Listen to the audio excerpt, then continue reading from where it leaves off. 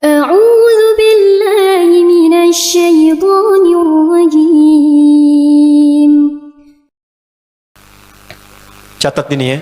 Dan saya belum pernah bagi dimanapun yang ini, yang versi lengkapnya. Kalau bisa dilakukan, bukan hanya dosa digugurkan, tapi setiap hurufnya mempercepat terkabulnya doa kita di hadapan Allah Subhanahu wa Ta'ala. Ya. Ada dua surah di dalam Al-Quran yang bila dua surah ini dibacakan, itu setiap hurufnya dihitung bisa berpotensi menggugurkan dosa sekaligus mengabulkan doa-doa yang dimintakan. Sepanjang doa itu baik untuk urusan dunia akhirat kita. Kalau salah satu kurang baik, diperbaiki oleh Allah. Misal, dunia baik tapi akhirat tidak, maka diperbaiki oleh Allah kepada yang lebih baik. Surat pertama Al-Fatihah, surah kedua Al-Baqarah. Ya. Sebelum doa baca tuh Al-Fatihah sama Al-Baqarah. Tapi Al-Baqarahnya tidak dari ayat yang pertama. Kepanjangan. Cukupkan di ayat 285 sampai ayat 286, dua ayat terakhir. Hadisnya sahih. Kalau mau dikuatkan biasanya banyak ulama memasukkan ayat 284. Ada yang sudah masuk ke dalam Ka'bah di sini? Ini informasi saja.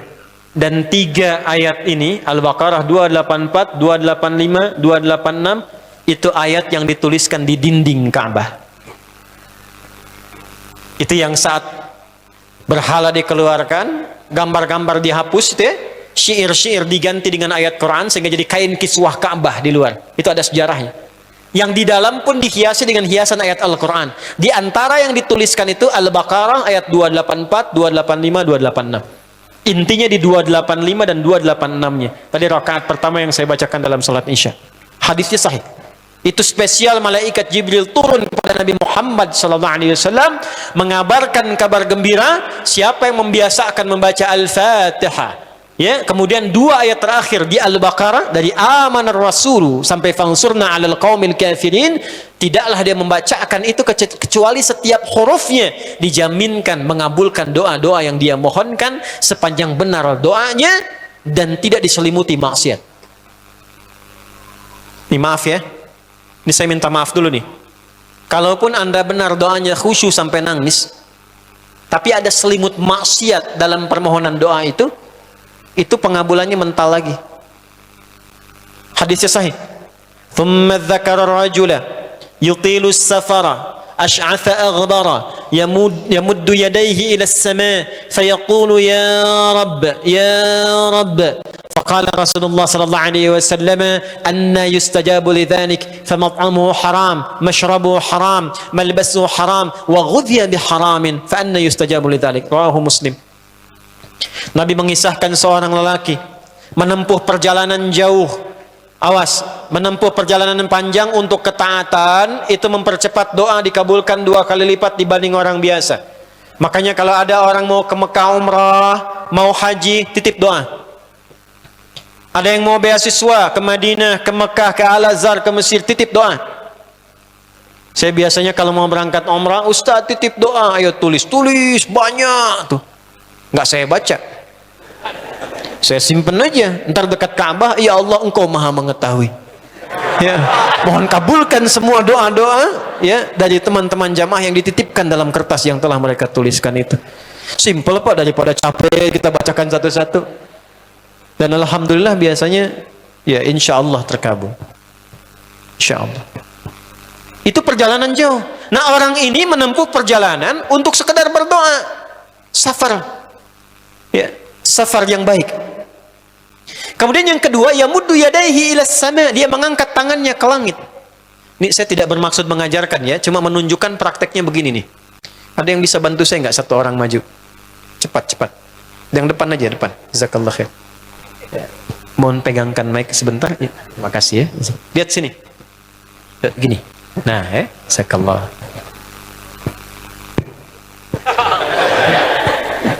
Ya. Nah, ini ya. Ini tangan, lihat telapak 2 ya. Berdoa itu sesuai porsinya dan ikuti caranya Nabi. Kalau doanya formal dalam sholat dan diikat dengan gerakan, jangan kreatif. Ikuti seperti Nabi yang contohkan. Misal dalam sholat, "Shollu kama ra'aitumuni usolli." Sholatlah seperti kalian melihat aku sholat. Nanti ada 3 posisi atau sampai 4 posisi dalam sholat yang mempercepat terkabulnya doa. Posisi puncaknya sujud. Hadisnya sahih, "Inna ma aqrabal 'abdi min rabbih wa huwa sajidun fa aktsirud doa." Keadaan terdekat antara hamba dengan Rabbnya adalah saat sujud, maka perbanyak doa saat sujud. Tangannya posisi sujud begini, menempel. Jadi nggak usah begini. Oke, begini. Nah, ini di luar sholat. Di luar sholat, kalau berdoa, tangan begini. Lihat baik-baik ya.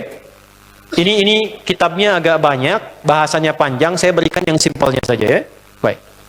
Ini kan teman-teman telapak yang kanan, yang kiri ya. Padukan begini. Ya. Lalu setiap Anda kan pasti punya garis yang kanan dengan garis yang kiri. Ada kan? Itu membentuk keseimbangan. Awas, ini bukan ilmu takatik ya. Ini ada sanadnya nih. Pertemukan 2 garis itu sehingga seimbang tangan ini. Tuh. Ini masalah sederhana tapi poinnya penting sekali. Sudah? Cara yang pertama begini. Ini di luar salat dan bukan dalam posisi saat istisqa, saat minta hujan. Begini. Sudah? Pertemukan. Lalu letakkan sejajar dengan dada di sini. Ya. Jadi kalau dada itu ini posisinya, ini nahar di sini. Ini ada rongga dari bagian atas dengan perut, ada rongga kosong. Nah, ini yang disebut dengan sodrun di sini. Ya, kalau kita meletakkan telapak tangan saat sholat begini, letaknya di sini. Yang ini perut, yang ini nahar. Doa itu di sini. Jelas? Semakin kita memohon dengan lebih sangat, naikkan sedikit begini. Sudah? Kalau istisqa, minta hujan, agak lebih tinggi ke atas. Nah, ini cara mengangkat yang standar di sini untuk memohon. Jelas? Oke, jazakallah khair. Nah, ini orang ini dia mengangkat tangannya. Jadi melakukan perjalanan jauh, mengangkat tangannya, ya muddu yadaihi ilas sama. Orang yang berdoa dengan mengangkat tangan itu dijawab doanya oleh Allah lewat keterangan Nabi SAW, itu bisa al-kamaqala 2 kali lebih cepat dibandingkan dengan orang yang tidak mengangkat tangan saat berdoa. Jadi Anda cuma sekedar doa dengan mengangkat begini, itu lebih cepat potensi dijawabnya dengan mengangkat doa. Ada seorang bertanya pada Nabi SAW, hadis sahih, "Ya Rasulullah, bagaimana pendapatmu dengan seseorang yang meminta kepada Allah dengan mengangkat tangan?" Atau kamaqala. Lalu Nabi mengonfirmasi, bertanya balik, "Bagaimana kalau ada seseorang memohon kepada Anda dengan mengangkat tangannya?" "Pak, tolong Pak, tolong Pak, tolong," gitu kan? Di depan rumah Anda 1 jam begitu, "Pak, tolong Pak." Kira-kira Anda beri atau tidak? Beri. Minimal kalau Anda nggak punya kemampuan, Anda referensikan atau beri sesuai kemampuan Anda kan? Angkat tangannya. Dia jawab, "Saya malu kalau nggak ngasih." Apa kata Nabi? "Innallaha hayyun karimun." Allah itu lebih punya sifat peka untuk merasakan malu pada hambanya kalau dia tidak memberi ketika hambanya mengangkat kedua tangannya. Nah, nanti ada beda-beda posisi saat khatib Jumat, misalnya 1 begini untuk khatib. Makmum mengangkat 2 tangan. Yang ketiga dia mengatakan, "Ya Rabb, ya Rabb." Asmaul Husna. Doa yang dibuka dengan Al-Asmaul Husna itu dijawab 2 kali lebih cepat dibandingkan dengan doa yang langsung dimohonkan kepada Allah. Itu perintah. Tahu Nabi Zakaria? Nabi Zakaria apa ujiannya? Diuji oleh Allah, hidup demikian lama sampai rambut memutih, fisiknya letih, istrinya divonis secara medis, maaf, monofos dan mandul. Kata medis gak mungkin punya keturunan. Maka beliau berdoa kepada Allah dan dalam doanya dimulai dengan Al-Asmaul Husna. Sebelum sampai ke doa itu di Ali Imran ayat 38 sampai 39, buka dulu Quran surah 17 Al-Isra ayat 110. Ini perintah langsung dari Allah. Qulidullah awidur rahman ayyamma tad'u falahul asmaul husna. Quran surah ke-7 ayat 180. Walillahil asmaul husna fad'uhu biha. Fad'u biha. Qul Allah, kalau engkau punya masalah hambaku, dan tidak ada di dunia ini yang tidak punya masalah. Quran surah kedua ayat 155. Wala nabluwannakum bisyai. Setiap yang hidup itu aku pasti akan uji dengan masalah. Itu kata Allah. Jangan disimpan sampai di situ, teruskan. Bukan untuk membebani hambaku dengan masalah, tapi untuk menaikkan kualitas hidupnya sehingga menjadi lebih baik. Jadi ketika Allah titipkan masalah itu, bukan ingin membuat kita bermasalah, tapi dengan masalah itu kita diuji supaya kualitas hidup kita menjadi lebih baik. Nih Anda yang kuliah di UPI di sini, ada ujian nggak? Ada. Untuk apa ujian itu diadakan? Supaya bisa melihat kualitas peningkatan ilmu Anda dari masuk sampai naik tingkat. Kalau nggak ada ujian, nggak kelihatan kualitasnya bertambah. Logikanya begitu. Dan tidak mungkin Allah menguji seorang hamba di luar batas kemampuannya. La yukallifullahu nafsan illa. Jadi nggak ada orang yang hidup yang tidak punya masalah. Karena rumusnya mengatakan hidup berbanding lurus dengan masalah. Yang hidup pasti punya masalah. Yang tidak ingin punya masalah, tidak ingin hidup. Karena orang yang tidak hidup, yang hilang masalahnya, selesai hidupnya. Baik. Siapa yang tidak ingin punya masalah? Angkat tangan. Baik. Siapa yang ingin punya masalah? Alhamdulillah. Baik. Yang lain wallahu a'lam. Nah, kulit Allah kalau sedang diuji masalah, kan yang ngasih siapa? Yang nitipkan siapa? Yang punya solusinya siapa? Kalau Anda tahu yang punya solusinya Allah, kenapa curhatnya bukan kepada Allah? Kan sudah dicontohkan di Quran, kalau punya masalah curhatin ke Allah. Quran surah 12 ayat 86, sejak era Nabi Yakub. Masalah di rumah tangga, anak bermasalah, curhatnya pada siapa? Allah. Innama ashku bathi wa huzni ila Allah. Aku tuh kalau punya masalah, sesedih apapun, curhatnya Allah. Bentangkan sajadahmu, curhatkan dalam sujudmu, tingkatkan takwamu. Wa may yattaqillaha yaj'al lahu makhraja. Quran surah 65 di akhir ayat yang kedua. Bentangkan sajadahmu, curhatkan, habiskan dalam sujudmu, keluarkan tangismu. Sehingga bebannya jadi ringan. Walaupun solusi belum datang, hatinya sudah tenang. Yang diperintahkan panjangkan sajadahmu, bukan panjangkan statusmu. Kita sudah tahu ayatnya, paham ketentuannya, tapi kenapa prakteknya ditumpahkan di Instagram, di Facebook, bikin vlog di YouTube, hanya untuk curhat saja. Dan ironinya dalam hal yang demikian, tahu yang menyelesaikan Allah. Sekarang tambah bonus, aminkan ya. Yang mengaminkan doa ini mudah-mudahan dihilangkan masalahnya. Puguma mana nanti bermasalah kayaknya di dia.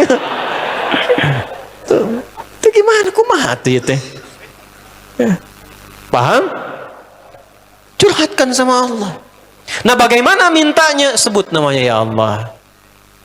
Awidur Rahman. Kalau kita ingin minta lebih cepat, minta dengan kelembutan Ar-Rahman. Rahman itu bisa disebut namanya ya Rahman, bisa cari cara mintanya yang paling lembut, yang menyentuh. Allah senang dengan kalimat yang menyentuh. Misal ya. Kembali ke Nabi Zakaria tadi. Al-Quran surah 3 ayat 38. Hunalika da'a Zakaria rabbah qala rabbi habli min ladunka dzurriyyatan thayyibah innaka sami'ud du'a.